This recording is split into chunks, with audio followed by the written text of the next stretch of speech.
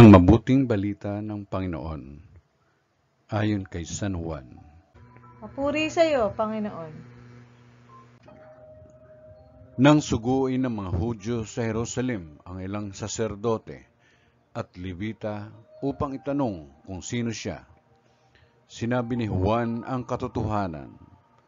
Sinabi niyang hindi siya ang Mesiyas. Kung gayoy, sino ka? Tanong nila. Ikaw ba si Elias? Hindi po, tugon nila. Ikaw ba ang propetang hinihintay namin? Sumagot siya. Hindi po. Sino ka kung gayon? Tanong nila uli. Sabihin mo sa amin para masabi namin sa mga nagsugo sa amin. Ano ang masasabi mo tungkol sa iyong sarili?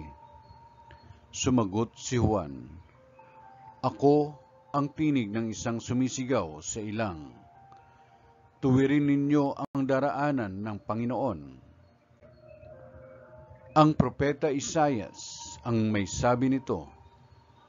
Ang mga nagtanong ay sugo ng mga Pariseo.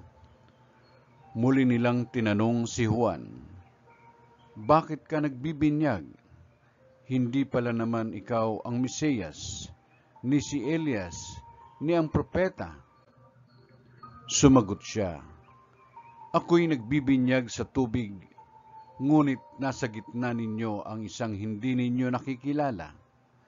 Siya ang susunod sa akin, subalit hindi ako karapat-dapat magkalag man lamang ng tali ng kanyang panyapak.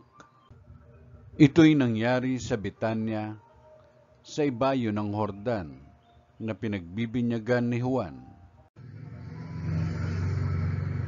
Ang mabuting balita ng Panginoon.